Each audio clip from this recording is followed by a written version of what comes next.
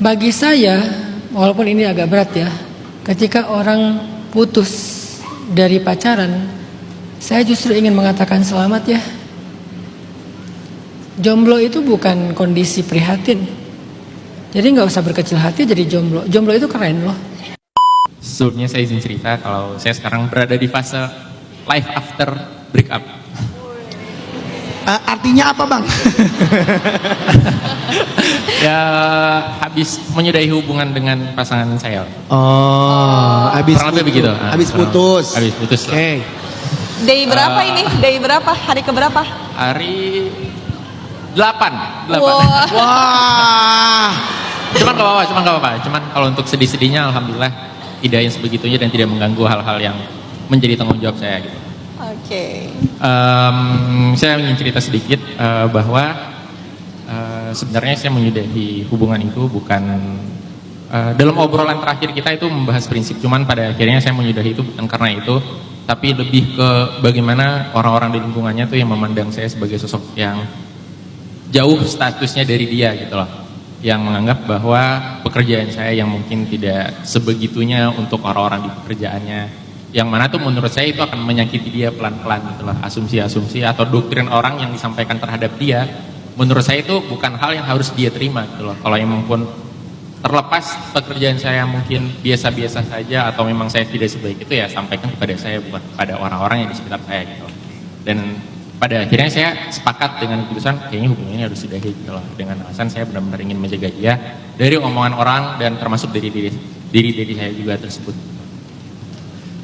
Setelah melewati beberapa hari, akhirnya saya cukup merasa tenang dan saya sebenarnya ingin minta pendapat Ustadz juga bagaimana saya meyakinkan diri saya bahwa untuk saat ini dan kedepannya beberapa tahun ke depan saya tuh ingin benar-benar untuk menikmati diri saya sendiri dulu, fokus untuk berbenah diri saya dulu, menjalankan hal-hal yang menjadi tanggung jawab saya, hal-hal yang menjadi kewajiban saya, yang mana tuh di masa mendatang saya benar-benar dipertemukan oleh orang yang mungkin memang dilahirkan dan ditakdirkan untuk saya. Itu sih dari saya, terima kasih. Oke, Bintang pengen dikasih semangat gimana caranya tadi menjalani hidup setelah dia putus.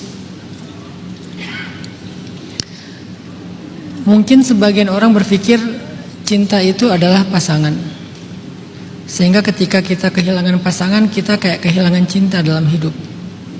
Padahal ada banyak cinta dalam kehidupan kita sebagai anugerah dari Allah dan butuh dihargai. Ada cinta yang bernama ayah, ada cinta yang bernama ibu, ada cinta yang bernama kakak, adik, yang pasti bukan ipar ya, karena ipar adalah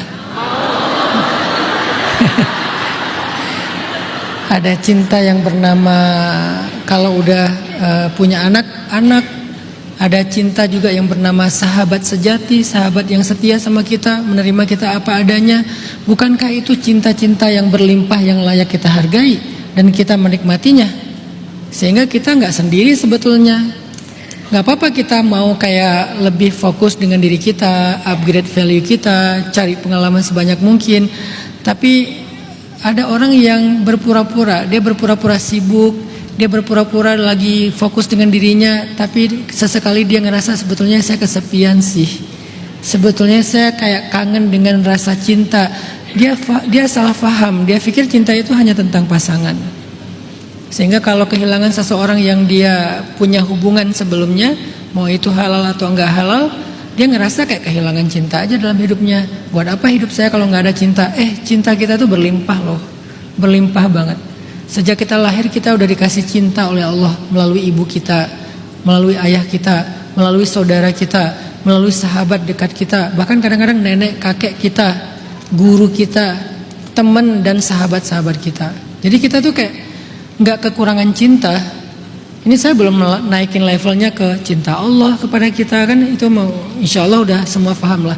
Tapi ada hal yang jarang kita sadari. Cinta-cinta yang ada dalam kehidupan kita sehari-hari itu tuh banyak banget. Walaupun rasanya beda sama cinta tentang pasangan, tapi tetap aja sebuah perhatian, sebuah ketulusan, sebuah doa, sebuah dukungan bahwa mereka itu ada. Nanti pada waktunya Ketika kita udah siap, Allah akan sempurnakan dengan cinta tambahan yang bernama pasangan. Tapi sebelum itu pun ada, kita sebetulnya nggak kekurangan cinta. Coba belajar menghargai itu dulu. Itu disebut dengan mindfulness. Sadar kalau kita itu punya anugerah dalam hidup. Sadar untuk present hari ini. Ini kita lagi ada apa dalam hidup saya hari ini? Ada ayah saya, ada ibu saya, ada keluarga saya, ada sahabat saya. Coba kamu sadari itu. Sehingga kalau kita udah mindful dengan apa yang Allah udah titipkan dalam kehidupan kita, kita sadar betul, kita ngebat betul, insya Allah kita nggak akan jadi orang yang kayak terlalu prihatin dengan diri sendiri, ngerasa kayak nggak pantas, ngerasa kesepian, ngerasa sendiri, nggak mampu, nggak, kamu nggak sendiri. Makanya ketika Nabi ngerasa sendiri, Allah mengatakan alam yajidka yatiman fa'awa. Dulu kamu memang yatim, kehilangan ayah, tapi Allah kasih kamu keluarga baru, Allah kasih kamu paman, Allah kasih kamu sahabat, Allah kasih kamu istri, Allah kasih kamu anak, bahkan sahabat kamu rela mati demi kamu. Artinya Allah lagi ngingetin Nabi, kamu tuh nggak yatim-yatim banget. Memang kamu kehilangan ayah sih, lalu nggak lama kemudian kehilangan ibu dan kakek sih. Tapi bukan berarti kamu sendiri, bukan berarti kamu kesepian, gak punya siapa-siapa, bukan berarti kamu sebatang kara. Itu yang Allah ingatkan di dalam surat Ad-Duha. Sebelum Allah ingatkan itu, Allah ingatkan lagi tentang yang lebih tinggi lagi. Ma wadda'aka rabbuka wa ma qala. Tuhanmu gak pernah ninggalin kamu. Jadi bukan hanya kamu punya keluarga, plus kamu punya Allah yang gak pernah ninggalin kamu. Tapi kalau itu terlalu tinggi, kamu lihat aja yang ada di sekitar kamu. Kamu punya keluarga, punya sahabat setia, punya paman, punya orang-orang yang support sistem terhadap kamu. Coba hargai itu dengan mindful, dengan penuh kesadaran. Sehingga kita akan menikmati prosesnya, hari-harinya, ketika kita tidak mendapatkan sesuatu atau seseorang yang kita inginkan. Karena emang belum waktunya. Bagi saya, walaupun ini agak berat ya, ketika orang putus dari pacaran, saya justru ingin mengatakan selamat ya. Jomblo itu bukan kondisi prihatin. Jadi nggak usah berkecil hati jadi jomblo. Jomblo itu keren loh. Makanya saya ngasih istilah sejak 2014, Jovisa, jomblo fisabilillah. Kenapa ada istilah jomblo fisabilillah? Karena dia menjomblo dengan pilihan, bukan karena dia nggak laku, bukan karena nggak ada yang mau. Dia emang pengen jomblo aja. Kenapa? Karena saya nggak mau menambah dosa. Jadi menjadi seorang jomblo karena dia nggak mau menambah dosa akan dapat tiket kedua di antara 7 tiket yang dikasih Allah di padang mahsyar untuk mendapatkan naungan Allah. Hanya ada 7 golongan yang dapat naungan Allah di padang mahsyar. Dari 7 golongan ini, nomor 1-nya pemimpin yang adil, nomor 2-nya langsung pemuda yang tumbuh dalam ketaatan. Setelah pemimpin yang adil, bahkan lebih duluan daripada yang lain-lain. Yang lain itu apa? Ahli sedekah, yang bersedekah dengan tangan kanan tapi tangan kirinya nggak tahu. Ahli zikir, yang berzikir di malam hari sampai menangis habis-habisan karena takut kepada Allah. Itu malah setelah jomblo fisabilillah. Nomor 2-nya urutan dari 7 itu langsung pemuda yang tumbuh dalam ketaatan. Salah satunya yang menjaga diri. Siapa pemuda kayak gini? Kalau dalam sejarah ada Yusuf, ada Yahya kalau laki-laki. Itu idolanya para jomblo tuh.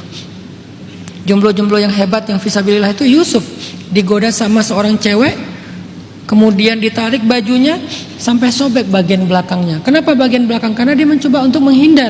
Makanya yang sobek bagian belakang. Kalau kita depan belakang sobek.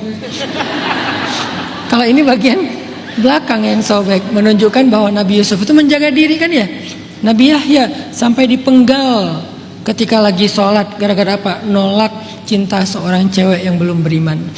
Dipenggal Nabi Yahya. Kalau cewek siapa yang kayak gitu jomblo fisabilillah? Sayyidah Maryam, perempuan hebat, anak muda yang tidak pernah dekat dengan laki-laki. Saking sucinya Maryam, nggak ada laki-laki yang pantas buat dia sampai dia harus punya anak, hamil tapi nggak punya suami. Bukan hamil di luar nikah, hamil nggak punya suami, nggak disentuh laki-laki hamilnya. Menunjukkan betapa mulianya Sayyidah Maryam. Jadi justru saya merasa bahwa bintang dalam kondisi kayak gini tuh lagi dapat anugerah sebetulnya.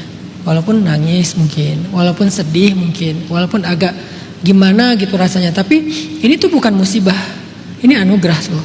Walaupun Sebagian orang ngerasa anugerah ini anugerah yang berat kan, tapi ini anugerah.